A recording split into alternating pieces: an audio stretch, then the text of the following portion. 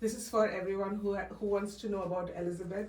She has been working in several countries and with 25 plus years of experience in the educational and organizational design. She has been a business developer, if I'm not wrong, and she's worked with big brands and to name a few: IBM, BP, Biogen, IDEC, and Ericsson, Nokia as well, LG, and a lot of other brands that are well known. And here we are asking her a couple of questions of her leadership style. With just a small first question that I would want to ask you is that how would you describe your personal leadership style and how it has evolved over 25 years of this diverse industry experience, and especially in higher education, financial services, and healthcare? You know, I'm going to say that I define my own leadership style as somebody who leads by example. You know, I have a very strong work ethic. I have a tremendous amount of passion for what I do. And I think I try to impart to people who work for me that they should kind of share those values, hopefully, but also that they should always be doing jobs that are slightly above their abilities. So they're continuing to learn, they're continuing to develop, whether it's their own individual leadership skills or working with others. And I think for me, if you look throughout the thread of my career, you will see that I've always gone into places where I felt like I could make a very big difference. And then my hope is that I leave it for somebody else to take over and put their own spin on what's the next phase of that particular unit or organization. Beautiful. I love that that you make the next person ready with the same leadership skills that you have acquired, and that is what a right leader should do. Thank you for the answer. The next one that I want to ask you is: can you provide an example of the time when you led an organization through a significant transformation? Probably this one organization that you can give an example, and how personally failing at those little tasks also shaped your leadership style to become better. The best lessons that you've learned from this organization. Sure. So, you know, I'm going to use Boston University Executive Education as my example. So I was the director of a unit at Boston University called BU Global. It was a very successful startup that attempted, this was 18 years ago, but it attempted to get different units to not think like budget centers, but to think about international education as a type of collaborative business. It was very difficult to get people to want to do this because most people think about traditional goals and traditional revenue centers. After this business actually evolved to the point where it was no longer really necessary because people had really thought in a very different way, and there was great success at the university, I was recruited to take over executive education at the business school at Boston University. When I came, the organization was really floundering. It had a few big to medium-sized clients. There were a lot of loss leaders, and there were a lot of faculty who were invested in particular streams of business that were not necessarily good for the institution academically, and they certainly were not good for the institution financially. So I worked really hard with a team of people to transform executive education. And over a 3-year period, it not only became a very successful financial enterprise, it went from, I think, 65th in the world in the Financial Times ranking to 5th in the world. Wow. And it also went to 2nd in the United States in front of Harvard. And this was not a small thing. And again, I think the type of leadership that was used for this development was to get people to understand we couldn't be all things to all people. We had to be in the top 1% of what we were trying to do. We had to have large relationships with companies that were not only going to be able to financially pay, but were in our brand where we had faculty expertise. So you'll see that I did a lot of business in the telecom area, in consulting, in big IT brands, because we had a lot of faculty who were world renowned in these fields. So it was a good match. And that it ended up, I think, being a long-term, very successful plan or strategic plan for the university, because we could have adjacent and new revenue streams that came from the core brand that I tried to develop, and I think with a team of people I had a lot of success. Beautiful. I can see that it's the driving force and channelizing that energy towards like how you sum it up with the brand values and brand vision, and bringing that different channels of revenue and putting that rank up. That's So wonderful. understanding what an organization's value proposition is incredibly important to somebody who's a good leader. And sometimes you have to make very tough decisions about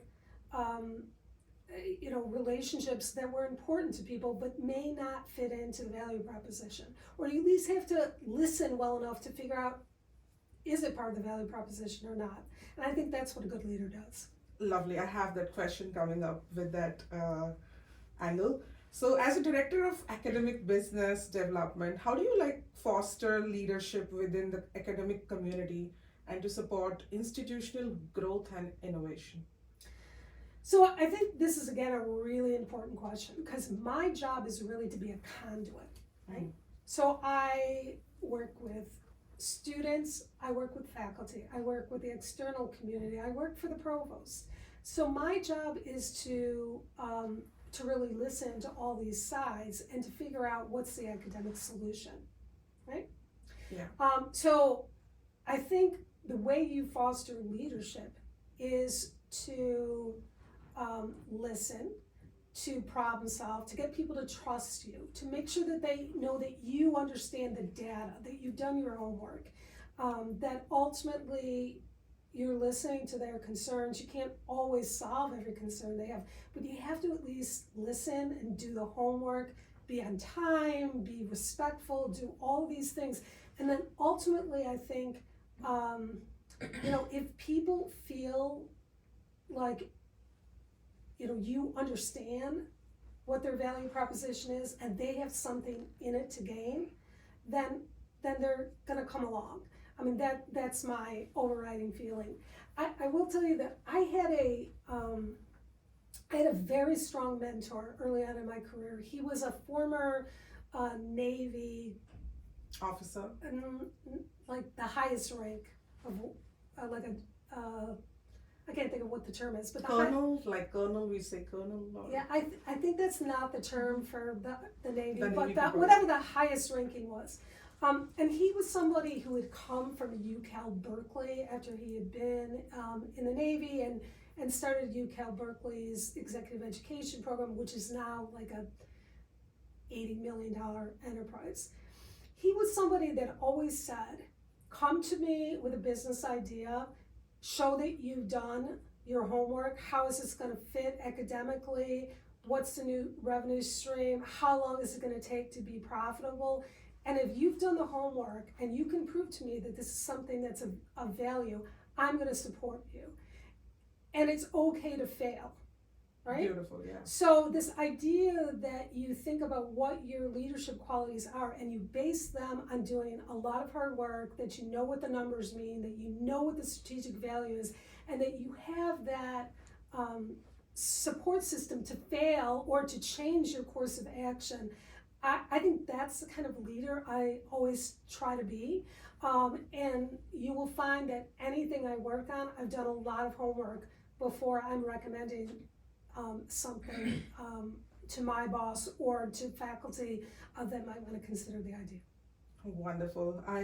Now I'm getting into the depth of how, as a director, you do have like a 360 vision of every detail, and I appreciate that. What challenges have you faced when fostering these collaborations between public and private entities, and how have you navigated them successfully?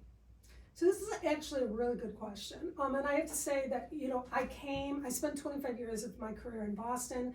Boston is a very different business development environment and even a public-private partnership ecosystem. So in a place like Massachusetts, there is what's called the MIT model. So there are tons of good institutions, everyone's really bright, everyone can see that there's more to be gained by being collaborative, and you can almost go anywhere and someone's willing to work with you if you can show that ROI. In a place like Utica, people are, you really have to listen and understand the environment a lot better. People are they're slower to act. Everything in a place like Utica is built on long-term relationships. So if you try to come in and do something differently right away, people are very suspect of that. And it's important, no matter where you go in the world, that you have the presence of mind or the skill sets to understand that you really have to understand the environment. Culture. The culture, the environment, the way that people operate. And so for me, that was quite a challenge when I moved here. Everything was at a much slower pace. Yeah. Right? And you also had to spend a lot of time getting people to trust you and to realize that it was not going to be cataclysmic if some change occurred. You really had to spend a lot of time making them understand why this is something that would ultimately be good for them and for their stakeholders. It was like very establishing the trust. Well, establishing the trust, I think, is important anywhere, but here, between public and private partnerships, there's this expression, people breast their cards here, right? So, they have a tendency to not think about collaboration because they're worried someone's gonna get something that they might not get an equal value. Oh, like a little competition in the heart. A little competition, but also a lot of fear, right? And I think that as a business developer, as somebody who wants to be a good leader, you have to respect that. You're not gonna change the environment, but what you are gonna do over time is slow down the way you think. You're going to be respectful you're gonna listen better and hear what's of concern to people and then try to come up with some solutions. That's a very hard lesson for a leader who's been successful for 15 years doing something in a certain environment, and then they had to completely rethink what their strategy is. Wonderful. Yeah, I mean, if you think about it, like I personally feel the same pace. Like I feel the pace of people is different, and which is also the part of psychology of how people function. And sometimes like when you live in a metro city or a big city and you transition to a slower city, I'm feeling the same kind of transformation that I have to go through to match my pace with the people because I cannot go fast. Well, and also it's not like one is better or one is worse. Yes. It's just as a leader you have to figure that out, and you have to temper the way you go about problem solving or trying to get something through, because it's going to be an unmitigated disaster if you don't change. And that's, I think, a really important leadership lesson. True. Adapting to the new places. Lovely. Thank you. The traits approach, this is something that we are studying, and probably I have few questions articulated and I can make it simple for you. It's like, what personal traits do you believe are essential for effective leadership? And this is my personal addition to this question, that do these traits are something that people are born with or people can adapt? So I'm going to say for me, when I look at a good leader, I think that the qualities that go into a good leader are first and foremost honesty or ethics. Secondly, ambidexterity. Ambidexterity is so incredibly important. You have got to be able to do what you need to do today, but worry about the disruptor that's coming in the future. You have to also be able to shift on a dime if the situation changes and not become ruffled by that. That's incredibly important. I think the pandemic taught people this in a really painful way. For me, I've always been fairly ambidextrous, again, because I base things on data. I'm always thinking about the human side of things. I'm always thinking about the relationships, but in the end, I always look at the data. And then I think about the data in a way, I approach it very much like a scientist. I am not gonna make the data, if the data changes, I'm not gonna make it fit what I think the strategic outcome should be. Instead, I'm gonna change what my strategic plan should be based on the data. And I'm very good at that. And leaders that I respect, I think are very good at this ambidexterity. But also for me, I think passion is really important, that you really care about people and you care about the outcome or you care about the product. If you're not doing something that you don't have a passion for, I think it's very difficult. It's soulless. And I would also say for me, I'm a very focused leader. I, throughout the thread of my career, have tried to teach people to do things in the top 1% and not to be all things to all people.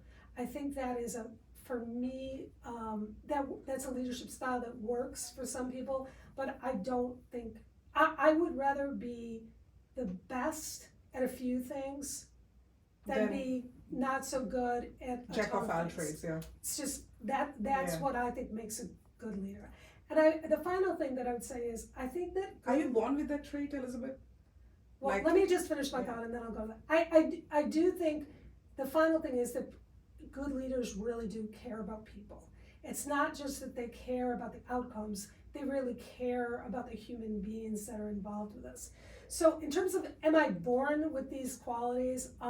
I do think that I have always been somebody who was a very hard worker. I grew up in a very big family. There was a lot going on, and I was somebody who could always focus in. I mean, my father would say from the time I was probably like 6 that I had a really good sense of operations. I'm just very focused in that way, but I definitely think my leadership style has definitely evolved over time, and it's something that I really work at, because work ethic is not the only thing that matters, right? Yeah.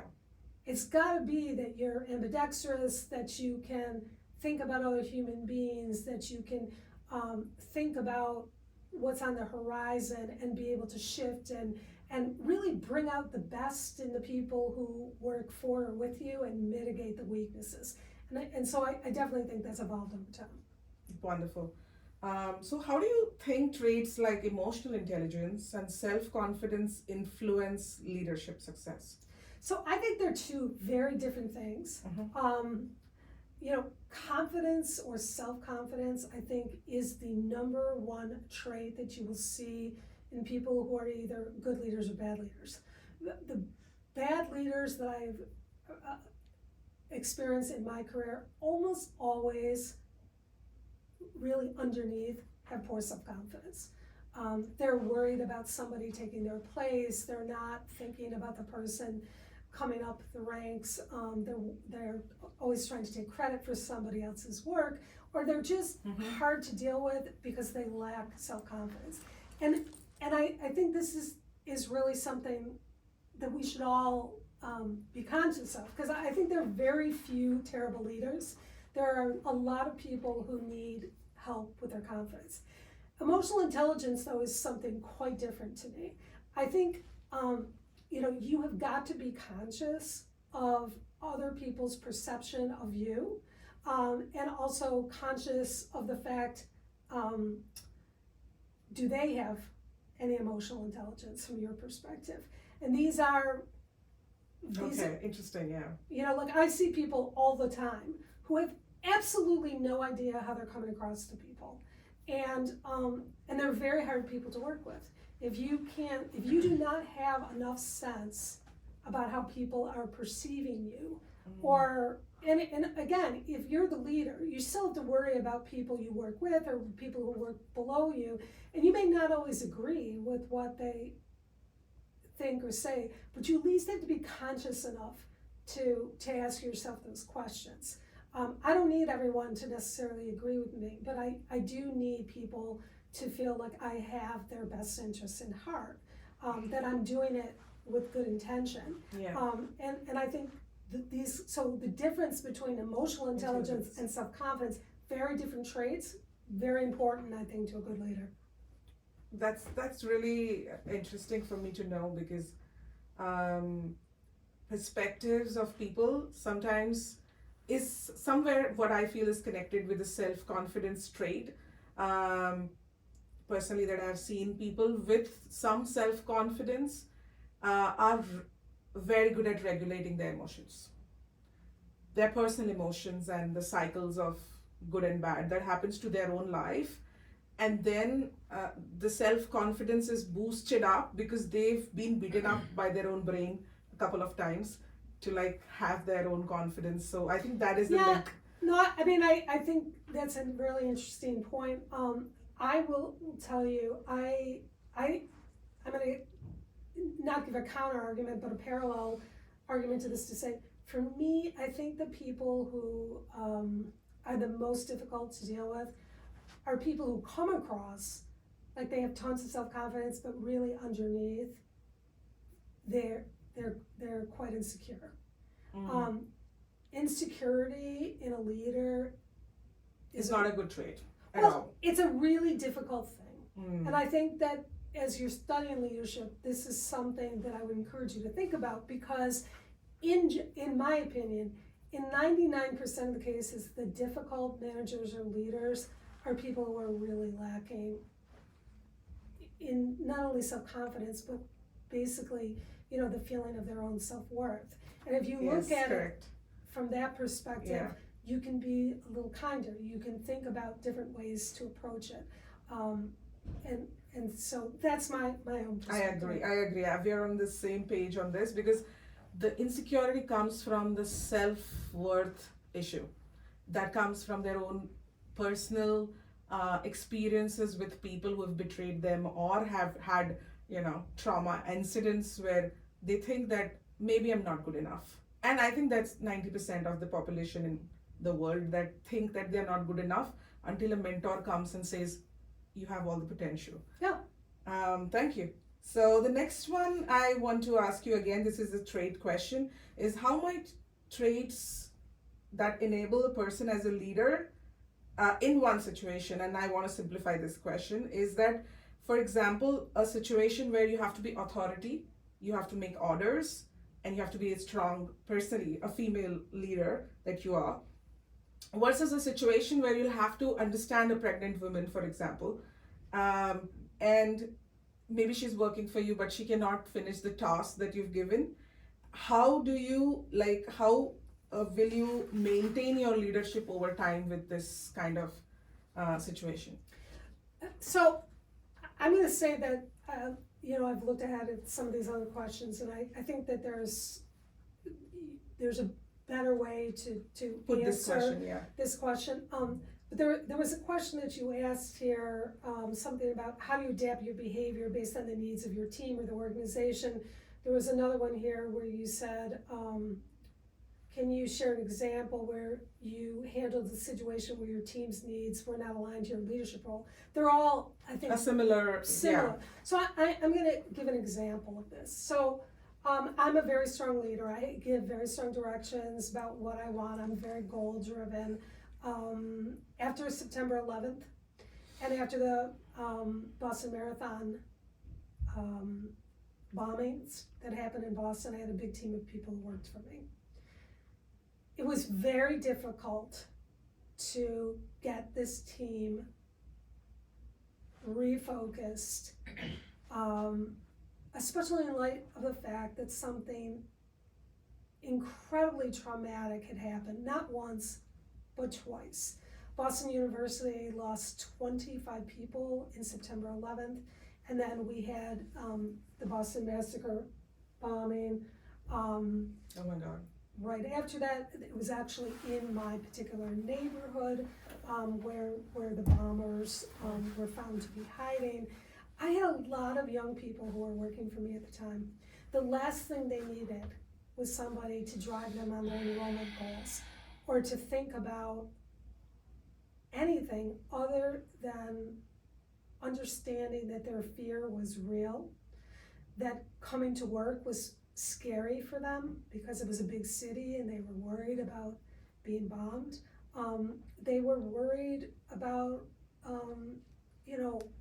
just the proximity of the university to the downtown. And in times like that, you really have to completely change what you're doing in the short term with the notion that you don't know when things are going to get back to normal. Yeah. But the only thing that really matters is the people sitting in front of you. And a good leader doesn't necessarily worry at that moment about the enrollment goals because they know somehow it's going to work itself out.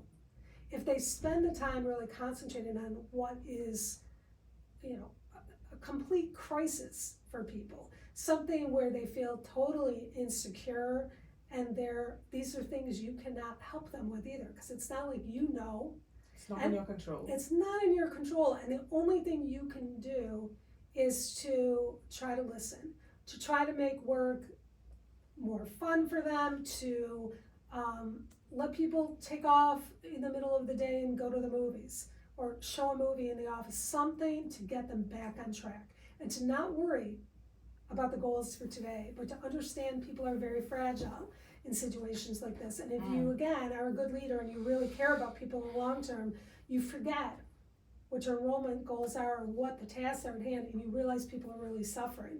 And you try to focus on them as individuals. And then, in time, things do work themselves out. Those are very important life lessons. And I'll go back to the fact that that's ambidexterity, right? You have got to be able to realize when a crisis like this happens, that it's up to you to ultimately take care of the people who work for you, because it's an exercise in futility. If you're not addressing one of these core problems people are having, they're never going to be able to move on because they're going to be so traumatized. And it may take 2 weeks, it may take longer than that, but ultimately, most human beings, if they're given that kind of support, eventually want to go back to work. They want to get back on task. Sure. They want to think about what they can do to move forward. And so they police themselves, right? If you take a step back at this point and say, okay, my normal leadership style is not going to work. What they need right now is like a sweet, motherly type who is just going to listen to them, give them all the latitude they need to deal with this crisis. Eventually, they're going to come back into the fold. Lovely. Yeah, I agree to this. Similar experience that I just had. But then again, this is trait, situation, and both of them, and behavior. I think all this leadership combined together in a situation like crisis. And I'm just adding to this question. It's not here. It's coming to my head. But as a leader, I've personally been super lost with COVID kind of situation where I still had to lead. Have you felt something like that too? Where you were in your personal crisis head and you still had to lead? Sure. I think everyone in the world felt like that. I mean, during COVID, my mother also came down with terminal cancer. So, it was a very, very difficult time. Everyone is worried about what the future is going to hold. At a personal level, something very dramatic had happened. I think for me, I'm a very task-oriented person. So in crises like this, especially if it's out of my control, I just start sequentially going down tasks. And I think for people who work for me, I think again that goes back to leading by example, because everyone is afraid, right? But if they see that you're just continuing on, you're trying to bring in new business, you're assuming this is eventually going to be over. That I think gives people hope, and then they ultimately say, okay, maybe I should do this as well. Thank you. The skills approach, what leadership skills do you think are the most important in the education industry? Respect. You have to have a lot of, you're dealing with, very intelligent people by and large. So when you work with faculty and you work with other colleagues, you have to approach this from the point of view of respect. I also think you have to be a good listener. For somebody like me, I have to listen, I have to be quiet, and then I have to try to problem solve. And then many times I have to get them to think that they're problem solving with me. I think curiosity is incredibly important in the field of education. Adaptability. I think also this sense of financial challenges, because education is both an academic experience, but at the same time it's a business, and getting people to understand that of course academics come first, but there still is also a business function to that. And I guess the other thing that I would say about the leadership skills in a place like education is that you often you have to make people understand that the team is more important than the individual. And that is something that educators sometimes are not that great at, because they're always thinking about individual success. But I think ultimately, as an organization, as an institution, as a community, we're better off when people think about the collective versus the individual. 100%, I agree to that the common vision, common goals is what a leader should be able to communicate and express, that the influence is made because of the common goal and not because of the leadership style per se, right? 100%. So the working with these diverse people, coming back to your experience with, I was fascinated reading that you were working with people who do not even speak English probably, and maybe in Japan or in Southeast Asia.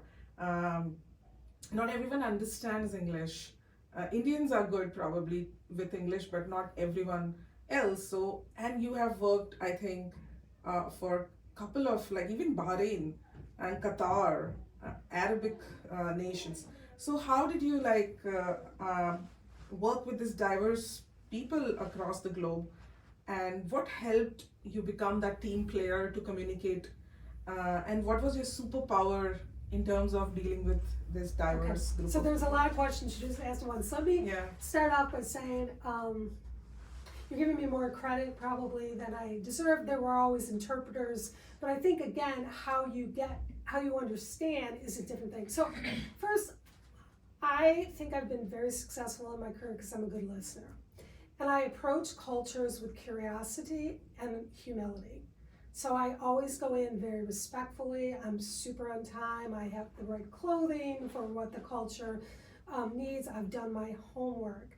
I don't go in and try to be showy or make it seem like I know more than I do. I try to listen respectfully. And I think I've been very successful because I can listen and I can turn that around into something they need. I can solve a problem. And for me, a lot of what has shaped my life and my career is that I did study abroad in Russia. And wow. I came from a small town. It was my first experience on a plane. I went in another language. And for me, I learned a lot about how you have to value relationships and you have to be a good listener. And I think it's really the framework of how I've developed as a business developer, but also how I've developed as a leader. Because I can really go into any situation. I've done a lot of homework before I get there. I'm incredibly humble when I get there. People find me polite and a hard worker. And so if I can prove myself, then eventually faculty will trust you, leaders of companies will trust you because they know you're always going to get the job done and you're going to do it in a way that's respectful to them. So I think that one of the best leadership qualities I've ever learned was how you be a good leader and how you sometimes are a follower and how important that is. So I again look at things like my superpower is really that I'm a good listener and I'm a great problem solver. You know, I think this is something that is important to anyone. And if you care about human beings and you're respectful of other cultures, you're going to do fine whether you're in Bahrain or you're in Tennessee. Wow, I love that answer. And when you say superpower is listening, I think that's what I was telling my students, like my clients, and I was telling them psychology of sales is all about like just listening. It's not like selling, it's listening. So love that answer. Thank you, Elizabeth. The next question is, how do you develop your leadership skills for someone who's listening and who's just starting up? What steps do you take continuously to improve even after 25 years? So I think I mentioned to you that I look at my own leadership as much more like a scientist.